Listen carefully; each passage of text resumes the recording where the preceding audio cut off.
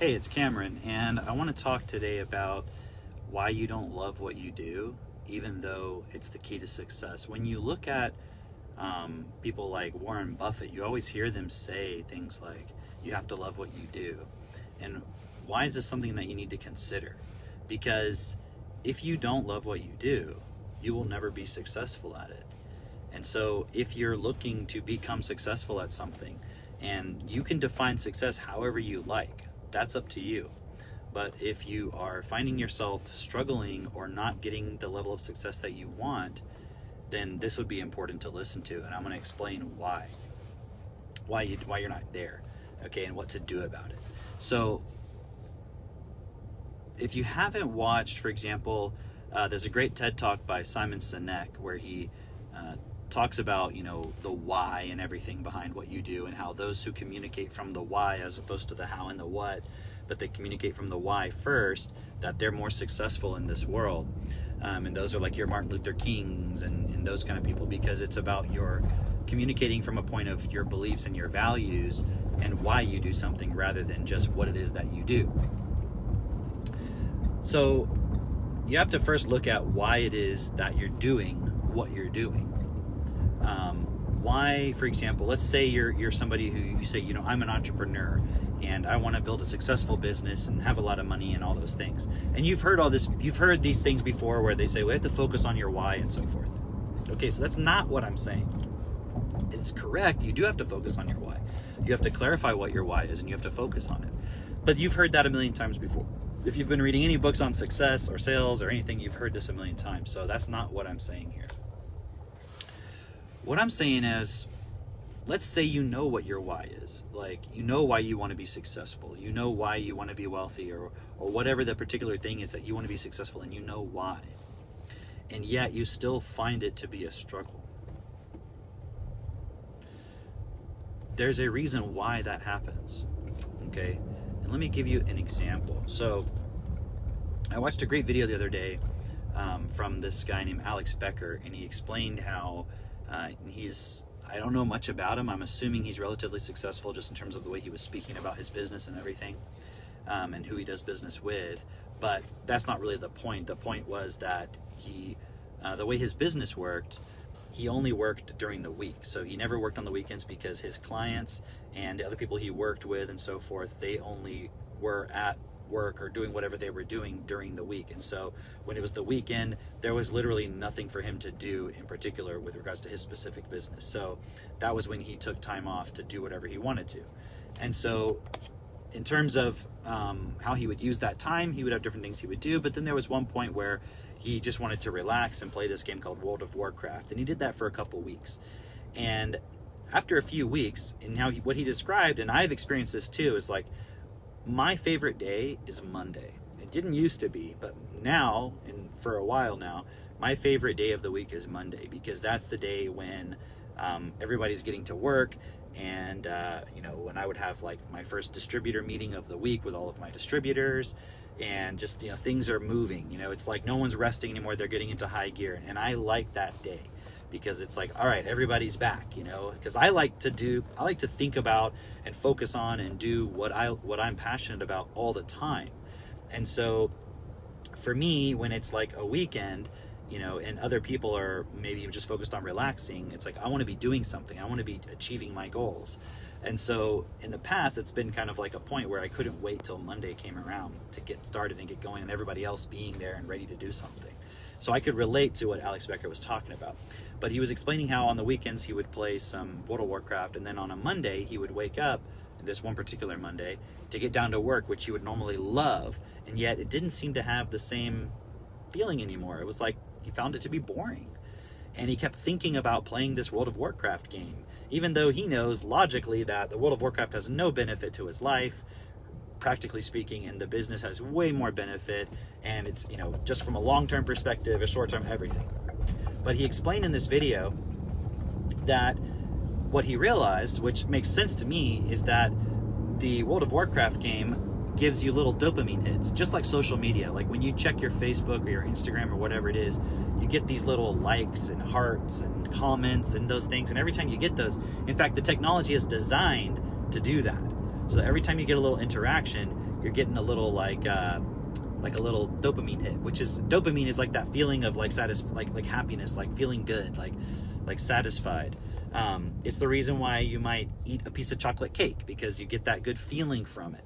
It's the reason you might kiss the person that you really like. It's the reason why you might go play sports. It's the reason why anything that you like to do where you feel good about it, generally speaking, that's what we mean by a dopamine hit. But the thing is, these video games and things like what is it, social media and so forth, they give you those little hits. I mean, also that's why people do drugs. Same reason, because they're trying to get those little hits of dopamine to feel good. And so if you're constantly doing things that are giving you these little dopamine hits, then what happens is, when you go to the thing that you really are, let's say, passionate about, like the thing you want to accomplish in life, your brain, is what was explained in this video, is that your brain has rewired itself to look for those little tiny hits from something else. And the reason why, according to Alex's theory, which may or may not be accurate, but it makes sense generally speaking, is that your brain is designed to optimize itself. So in other words, in terms of an evolutionary survival perspective, if what you're focused on is getting that dopamine hit, then, and you want to avoid pain, because pain's like the opposite side of the coin. Like the dopamine is like the pleasure. Let's just call it pleasure. The dopamine is the pleasure, and then there's the pain. There's two sides of the coin, right? You don't want the pain, you want the pleasure. And so when you are doing things like your social media, or playing a video game, or doing a drug, for example, those are all things where you can get a little bit of dopamine without much work required. And by pain, I mean like effort. Like if you were to go till your garden and plant a garden, and till the soil and plant the seed, that's a lot of work, for example, versus checking your Facebook and seeing some likes. How much effort did it take you to get that? All you had to do was make a post, or all you had to do was comment on somebody and they commented back. There's not much effort required for the dopamine. So it's like you might get a small amount, but the effort required to get it is also very, very small. And so your brain can just get those quick hits. So it starts to rewire itself to think about and look for those things. And we have this thing called the reticular activating system, which is like, if you want like a red car, then you start seeing red cars everywhere. It's not because they weren't there before, it's just because your brain, because you're so focused emotionally on wanting that red car, you start noticing them more often. And so my phone little holder is just flopping around. And so it's the same way when it comes to, it's the same thing when it comes to with playing video games, when it comes to social media. Also, like a lot of men, they don't have healthy sexual relationships with their partners, so they turn to pornography.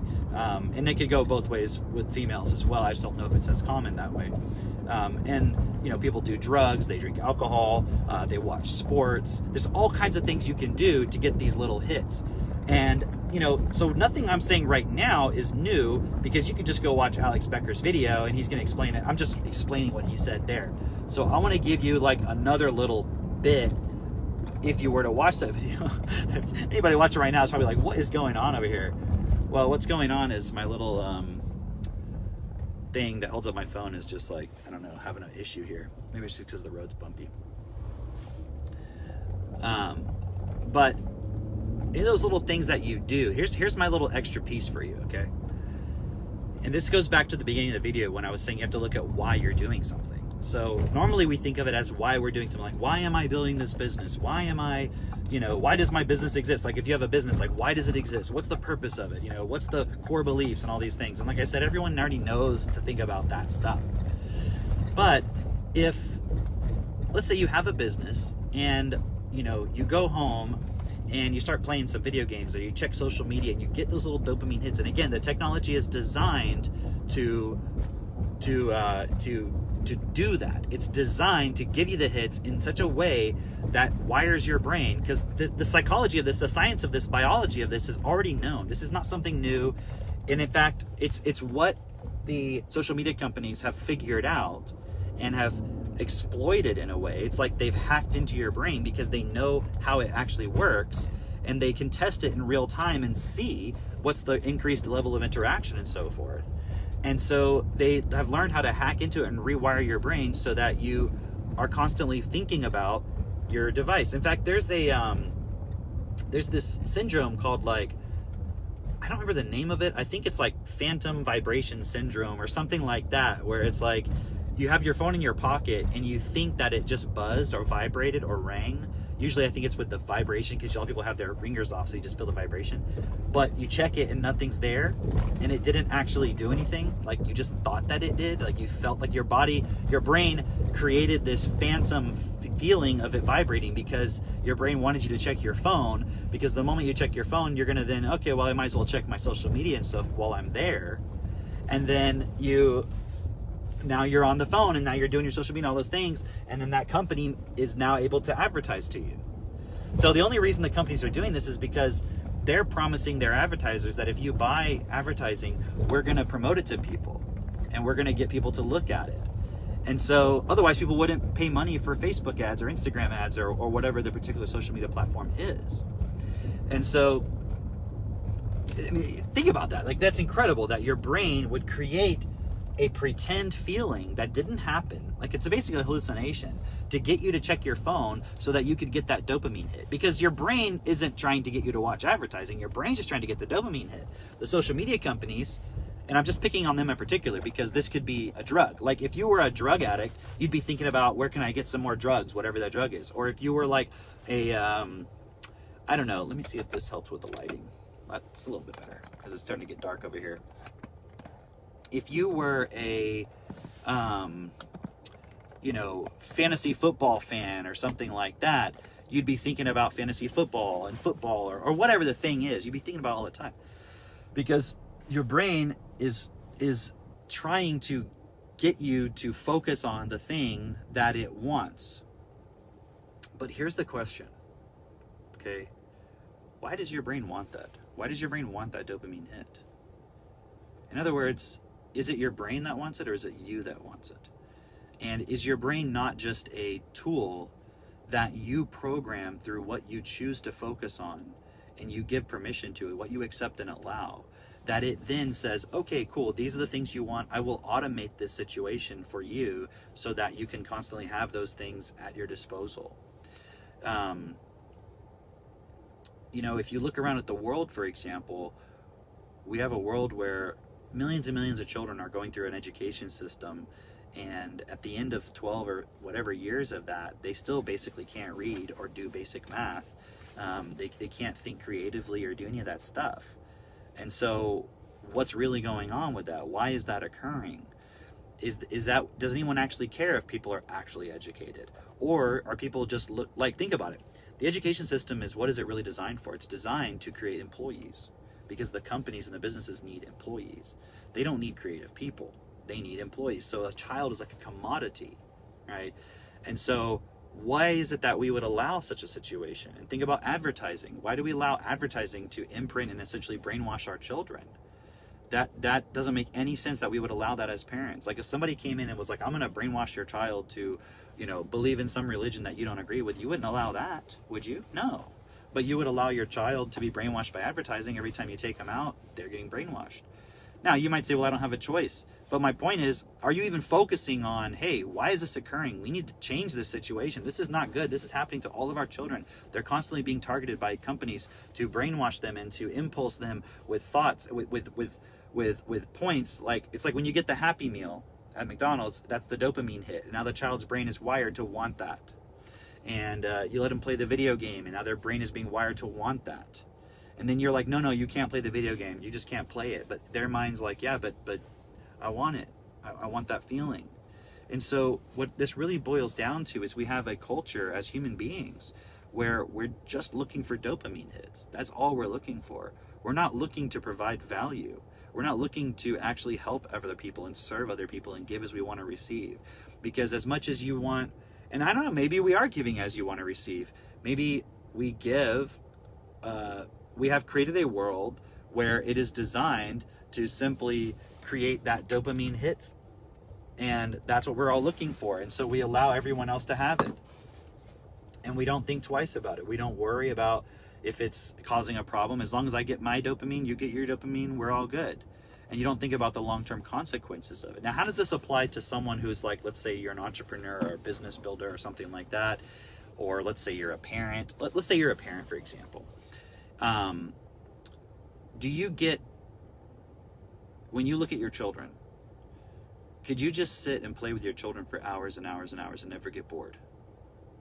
Or are you like playing with them for a minute and then they're like, look at this, Dad, and you're like, yeah, or look at this, Mom, and you're like, yeah, that's cool.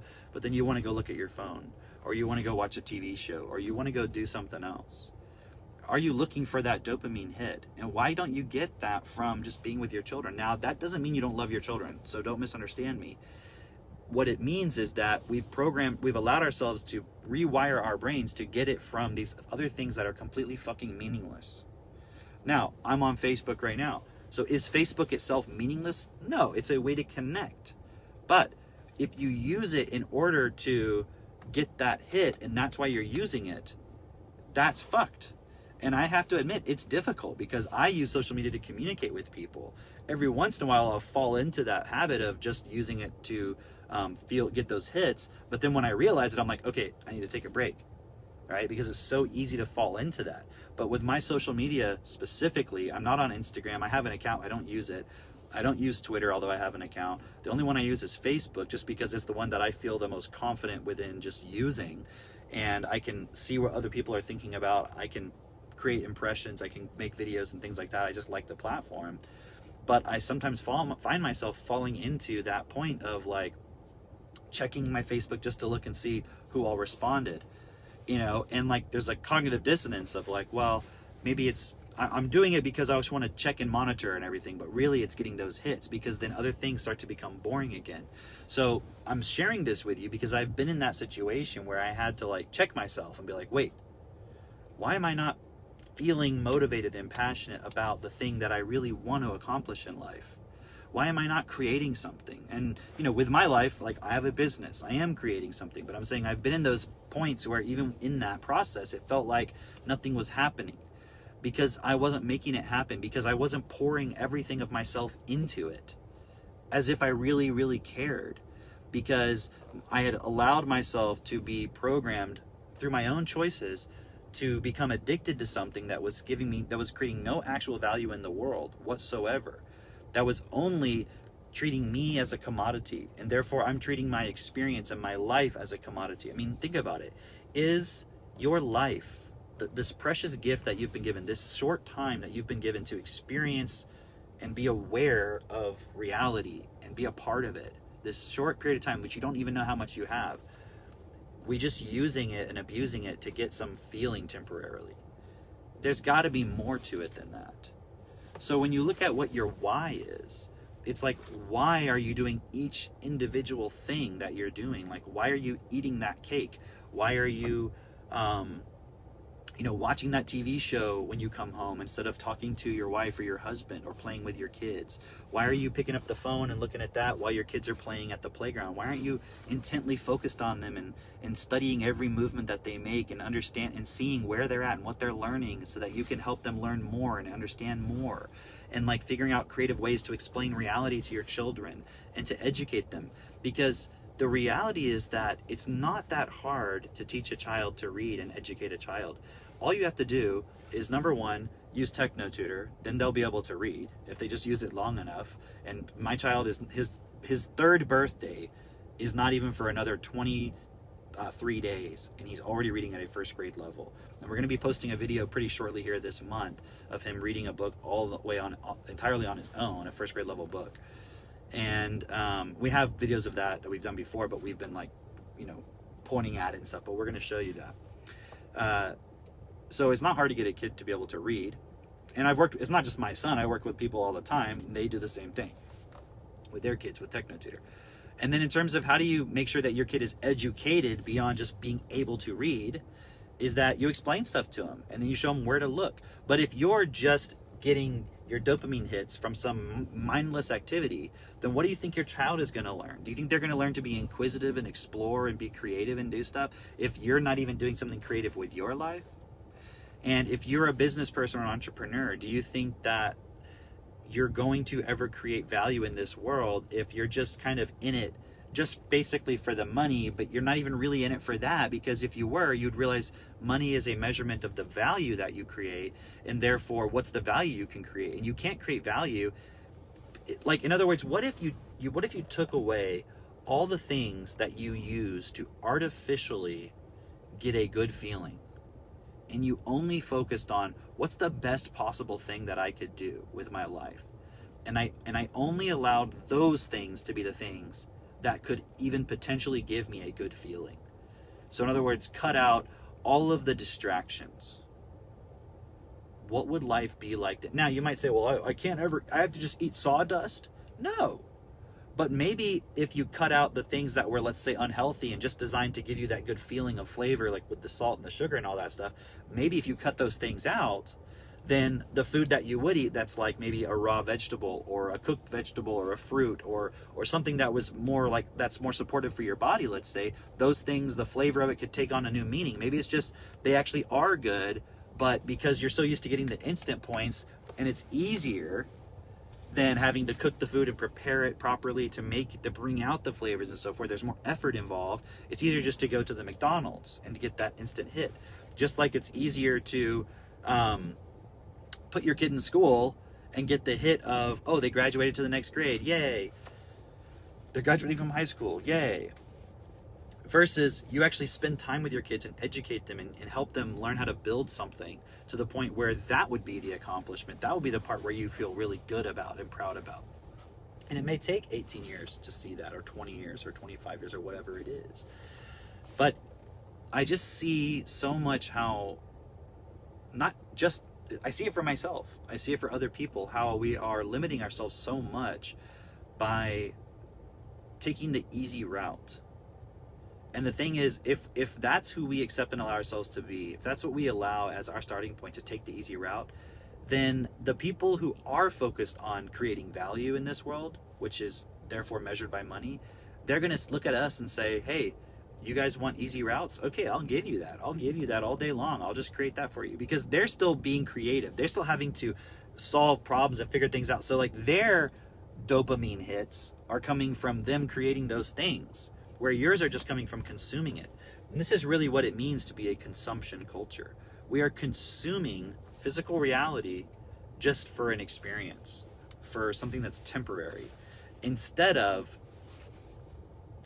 creating something from an eternal starting point. And the only eternal starting point that can really last is what's best for all. Because if you took this temporary thing that you've been given, which is called life, and you used it in a way that's best, you would leave an impact in this world and a mark that would be eternal, and it would last, because the consequences it would produce would always be best and better for everybody.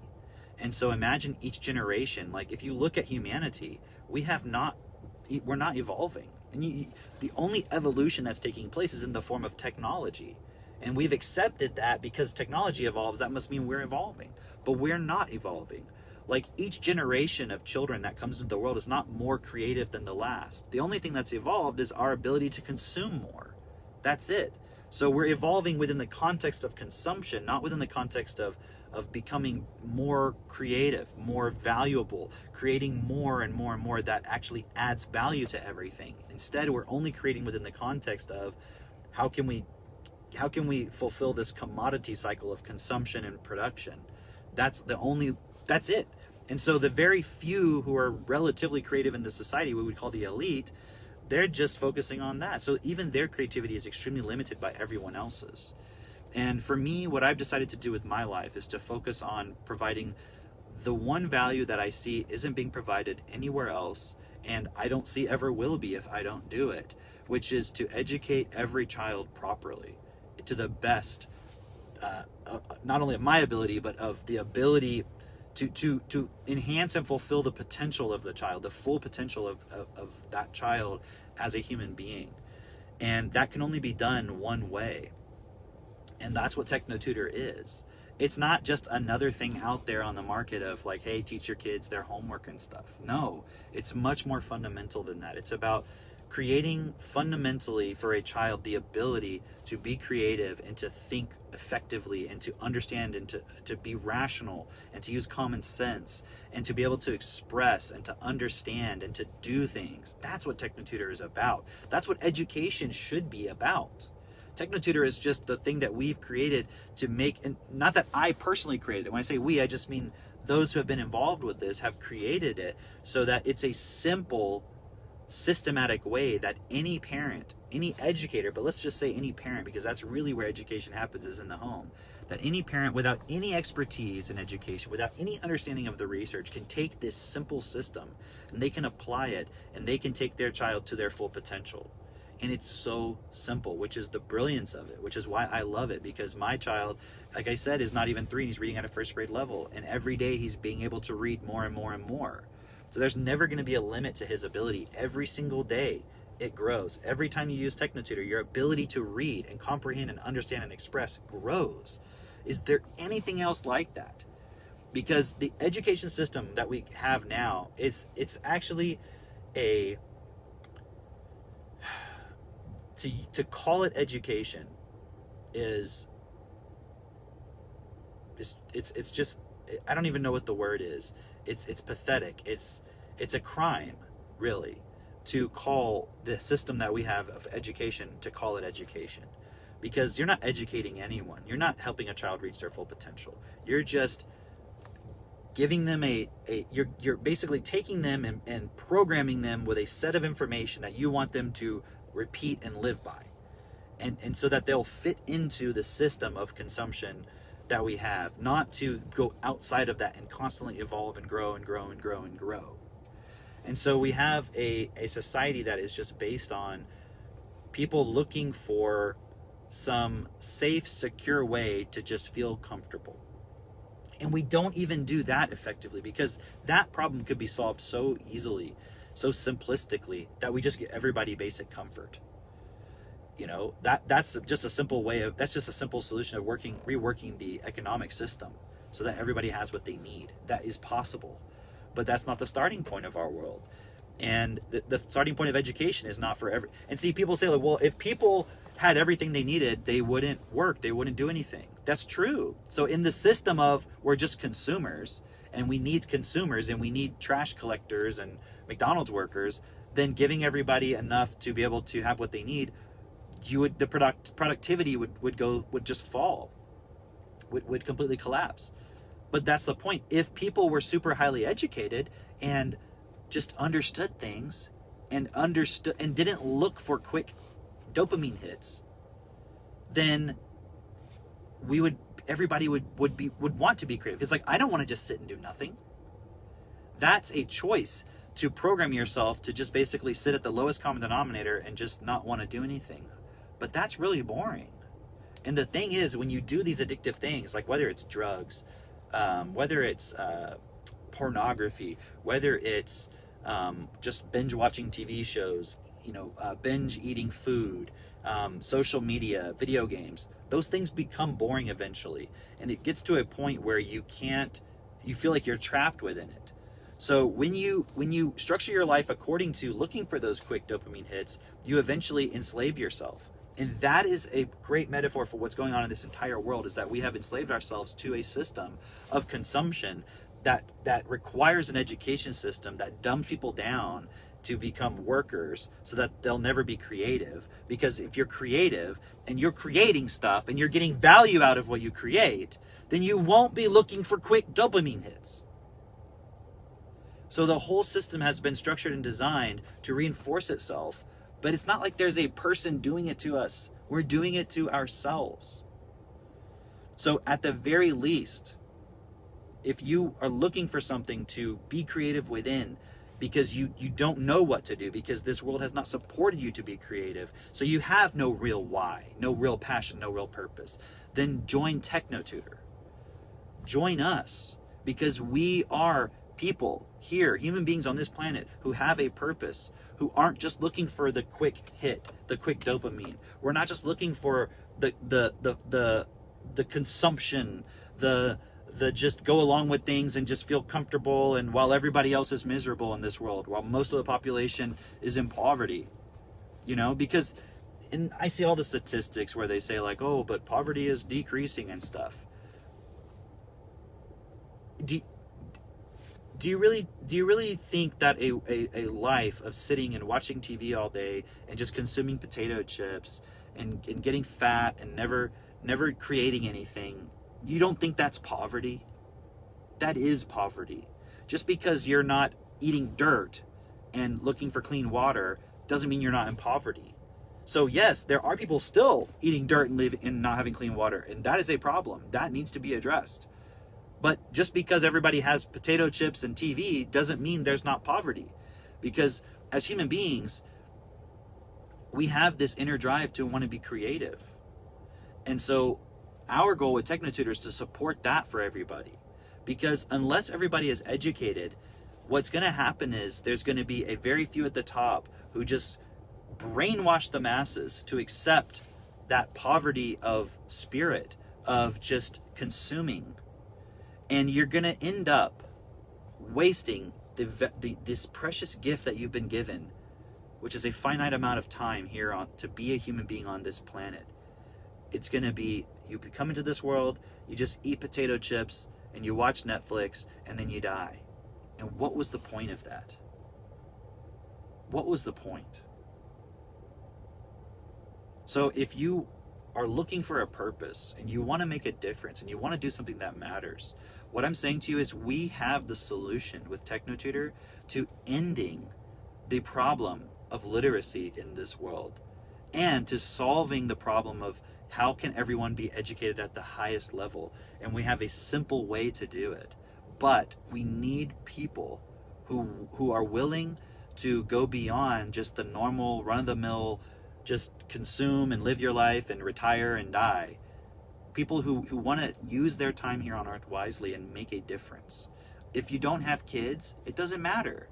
Because this isn't just about you parenting a child with TechnoTutor. I'm saying we're looking for people who want to do this as a passion and make money with it, and then use that money that you're going to make by building this as a business for yourself to do other things in the world as well, so that we can make adjustments and say and we can make rules that say you can't advertise a product to a child when they're 2 years old, because that's having a lasting effect on them, and they didn't have a choice about it, and that's child abuse. And that you should be educating your children at home, and you shouldn't be just giving them junk food. You should be giving them proper nutrition, because that affects their brain development. There's so many things being taken for granted in this world where by the time a child gets to the education system, they're already screwed. It's not like they get to school and then the school screws them up. They're already screwed before they get to school. But none of that's going to change if we don't start educating the current generations of children and parents right now. And that's what TechnoTutor is all about. And if you have any desire to make money, or you want to supplement your income, or you realize that money is a measurement of the value you create, well, then you realize that you have to become wealthy if you're going to actually add value in this world, because you can't otherwise. If money is a measurement of value created, then, and you're not wealthy, what does that imply? You're not creating any value. You're just wasting your time here on earth. And with TechnoTutor, not only do we solve the education problem, and which is going to be very critical going into this new era with automation and artificial intelligence, where there's not going to be a lot of work for people who just basically are not creative. We're solving that problem, but we're also solving the problem of how can you become wealthy when every other avenue for wealth is just a way to reinforce the system that's reinforcing everybody being consumers, which reinforces the education system as is, which reinforces the attitude people have about life and work, which is just be an employee, and then basically go be an employee for Facebook, so Facebook can brainwash the masses to get those dopamine hits, so they'll never actually do anything creative. They'll never spend quality time with their kids and teach their kids to be creative, because they're just getting all the little hits they need from looking at their Facebook likes. With TechnoTutor, we have a way to change all of that. Will it take time? Absolutely. Will it take effort? Absolutely.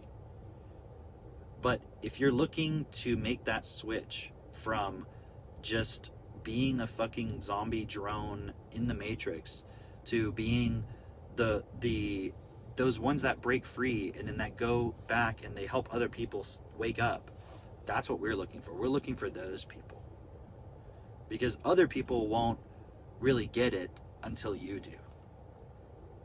All the other people in the world, Technotutor will be a household name in education. It will be the household name in education. I guarantee, I know it will. Absolutely. Because I know what it is. That's the one thing I can say I'm sure about. But it won't happen without you. Because there's people who will just do it because you did it. We're looking for the early adopters, the innovators, the ones who are like, I get that feeling that this is something that matters and is important. And I want to make a difference. And this is the way to do that. You, those who feel that way, you are the leaders that this world is waiting for. So who are you waiting for? Send me a message.